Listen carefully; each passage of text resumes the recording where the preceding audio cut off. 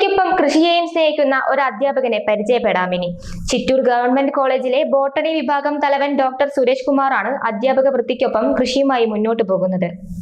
Chittur government കോളേജിലെ botany വിഭാഗം തലവനായ സുരേഷ് കുമാറിന് അധ്യാപന ജീവിതത്തോടൊപ്പം പ്രാധാന്യമുള്ള ഒന്നാണ് കൃഷി. തിരക്കിട്ട അധ്യാപക ജീവനത്തിനിടയിലും മണ്ണിലിറങ്ങി പണിയെടുക്കുവാൻ സമയം കണ്ടെത്തുന്നുണ്ട് സുരേഷ് കുമാർ. സസ്യശാസ്ത്രത്തിൽ ഡോക്ടറേറ്റ് നേടിയ തിരുവില്ലാമല പട്ടിപ്പറമ്പ് കോഴിശ്ശേരി വീട്ടിൽ അയ്യപ്പനെഴുത്തച്ഛന്റെയും പങ്കജാക്ഷയുടെയും മകനായ സുരേഷ് കുമാർ എന്ന ചിറ്റൂർ കോളേജിലെ ബോട്ടണി വിഭാഗം അധ്യാപകൻ കൃഷിയിലൂടെ മണ്ണിനെ അറിഞ്ഞ് ജീവിക്കുകയാണ്. ജാതിക്കയെക്കുറിച്ചുള്ള പഠനമാണ് സുരേഷ് കുമാറിന് ഡോക്ടറേറ്റ് സമ്മാനിച്ചത്. ജാതിക്കയുടെ വളർച്ചയ്ക്ക് വിവിധ ഹോർമോണുകൾ എങ്ങനെ സഹായിക്കുന്നു എന്നതായിരുന്നു സുരേഷിന്റെ ഗവേഷണ വിഷയം. സുരേഷ് കുമാറാണ് മുഴുവൻ പേര്. ഞാൻ ചിറ്റൂർ ഗവൺമെന്റ് കോളേജിലെ ബോട്ടണി ഡിപ്പാർട്ട്മെന്റിലെ അസിസ്റ്റന്റ് പ്രൊഫസറായിട്ട് വർക്ക് ചെയ്യുന്നു. അവിടുത്തെ HOD കൂടിയാണ്. എൻ്റെ PhD എന്ന് പറയുന്നത് ജാതിക്ക, വിവിധ തരം കേരളത്തിൽ കാണപ്പെടുന്ന വിവിധ തരം ജാതിക്ക ചെടികളിലെ വിത്തുകൾ എങ്ങനെ മുളയ്ക്കുന്നു, ആ വിത്ത് മുളയ്ക്കുന്നതിൻ്റെ മെക്കാനിസം എന്താണെന്നുള്ളതാണ് പ്രധാനമായിട്ടും പഠന വിധേയമാക്കിയത്. അതിൽ പ്രത്യേകിച്ച് ഹോർമോൺസ്, ഫൈറ്റോ ഹോർമോൺസ് അല്ലെങ്കിൽ സസ്യ ഹോർമോൺസ് എന്നറിയപ്പെടുന്ന വിവിധ ഹോർമോണുകളുണ്ട്. ഇപ്പോൾ അബ്സിസിക് ആസിഡ് എന്ന് പറയുന്ന ABA, ഗിബർലിക് ആസിഡ് എന്ന് പറയുന്ന GA, സൈറ്റോകൈനിൻ, ഇങ്ങനെ വിവിധ തരം ഹോർമോണുകളുണ്ട്. ആ ഹോർമോണുകൾ ഈ ജാതിക്കയുടെ വിത്തിൻ്റെ മുളക്കലിനെ, ജെർമിനേഷനെ എങ്ങനെ സഹായിക്കുന്നു, എങ്ങനെ അതിൻ്റെ മുളക്കൽ പ്രക്രിയയെ സ്വാധീനിക്കുന്നു എന്നാണ് പഠന വിധേയമാക്കിയത്. സാധാരണക്കാരിൽ നിന്നും ലഭ്യമായ അറിവുകൾ കോർത്തിണക്കി അതിന് ശാസ്ത്രീയ അടിത്തറ നൽകി പുസ്തകങ്ങൾ ഇറക്കിയ സുരേഷ് കുമാർ തന്റെ താമസ സ്ഥലത്ത് വിവിധ കൃഷികളും ചെയ്തു വരുന്നു. ചേമ്പ്, ചേന, കപ്പ, കാവത്ത്, മഞ്ഞൾ, ജാതിക്ക, കൊക്കോ, കൈതച്ചക്ക, കുരുമുളക്, കവുങ്ങ്, വാഴ, തെങ്ങ് എന്നിങ്ങനെ വിവിധ ഇനം പച്ചക്കറികളും നെല്ലും സുരേഷ് കുമാർ കൃഷി ചെയ്തു പോരുന്നു. കാർഷിക വൃത്തിക്കൊപ്പം മൃഗസംരക്ഷണത്തിലും സുരേഷ് കുമാർ ഏറെ താല്പര്യം പ്രകടിപ്പിക്കുന്നുണ്ട്. Shoranur Ganeshagiri higher secondary school അധ്യാപകനായിരിക്കെ വിദ്യാർത്ഥികൾക്കായി ഒരു സിനിമയും സുരേഷ് നിർമ്മിച്ചിട്ടുണ്ട്. സിനിമാ മേഖലയുമായിട്ട് ചെറുതായിട്ട് ബന്ധപ്പെട്ട് പ്രവർത്തിക്കുന്നുണ്ട്.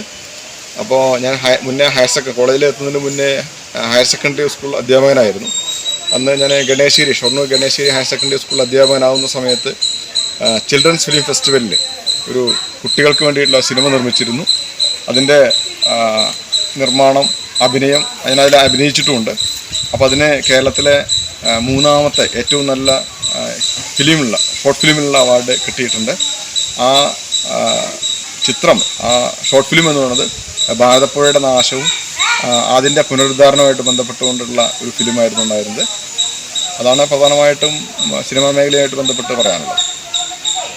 വിശ്രമ ജീവിതം നയിക്കുന്ന പിതാവ് അയ്യപ്പനെഴുത്തച്ഛനും അമ്മ പങ്കജാക്ഷയും തപാൽ വകുപ്പ് ജീവനക്കാരിയായ ഭാര്യ ബേബി രഞ്ജനയും സുരേഷ് കുമാറിനൊപ്പം കൃഷിയിടത്തിൽ സജീവമാണ്. വരും തലമുറയെയും കൃഷിയിലേക്ക് അടുപ്പിക്കുക എന്നതാണ് തന്റെ പ്രധാന ലക്ഷ്യമെന്ന് ഈ അധ്യാപക കർഷകൻ പറയുന്നു. പക്ഷേ ഈ കാലഘട്ടം മാറിയുന്നത് അനുസരിച്ച് ഈ കാർഷിക ജൈവവൈവിധ്യം ചെറുതായി വരികയും അല്ലെങ്കിൽ കാർഷിക ജൈവവൈവിധ്യം നശിക്കുന്നതിൻ്റെ ഭാഗമായിട്ട് അവരുടെ ഫുഡ് ഡൈവേഴ്സിറ്റി, ഭക്ഷ്യ ജൈവവൈവിധ്യം കുറഞ്ഞു വരികയും ഇത് അവരുടെ ആരോഗ്യത്തെ ദോഷകരമായിട്ട് ബാധിക്കുന്നുണ്ട്. ഈ ഒരു വസ്തുതയുടെ അടിസ്ഥാനത്തിലാണ് ഞാനിങ്ങനെ കേരളത്തിലെ പ്രത്യേകിച്ച് പാലക്കാട്, തൃശ്ശൂർ ജില്ലകളിലെ കാർഷിക ജൈവവൈവിധ്യത്തെ പറ്റിയിട്ട് പഠിക്കാൻ വേണ്ടി ശ്രമിച്ചത്. അതിൽ നിന്ന് മനസ്സിലായത് വളരെയധികം നമ്മൾ കുറേ കാലങ്ങളായിട്ട് കൃഷി ചെയ്തുകൊണ്ടിരുന്ന വളരെയധികം വിത്തിനങ്ങൾ, പലതും നെല്ലിൻ്റെ ആയാലും തെങ്ങിൻ്റെ ആയാലും വാഴയുടെ ആയാലും കുരുമുളകിൻ്റെ ആയാലും ചക്കയായാലും മാങ്ങയായാലും ഇതിൻ്റെയൊക്കെ വൈവിധ്യം നശിച്ചുകൊണ്ടിരിക്കുകയാണ്, കുറഞ്ഞുകൊണ്ടിരിക്കുകയെന്നാണ് പഠനത്തിൽ നിന്ന് മനസ്സിലാക്കിയത്. ഇത് നമുക്ക് റീസ്റ്റോർ ചെയ്യപ്പെടേണ്ടതുണ്ട്, അല്ലെങ്കിൽ പുനഃസ്ഥാപിക്കപ്പെടേണ്ടതുണ്ട്. ഈ പുനഃസ്ഥാപനത്തിലൂടെ മാത്രമാണ് കേരളത്തിലെയും പ്രത്യേകിച്ച് ഗ്രാമപ്രദേശങ്ങളിലെയും ആളുകളുടെ സുരക്ഷിതമായിട്ടുള്ള ആരോഗ്യം അല്ലെങ്കിൽ ആരോഗ്യ സുസ്ഥിരത നമുക്ക് ഉറപ്പുവരുത്താൻ വേണ്ടിയിട്ട് കഴിയുള്ളൂ. KCB news, Thiruvilwamala.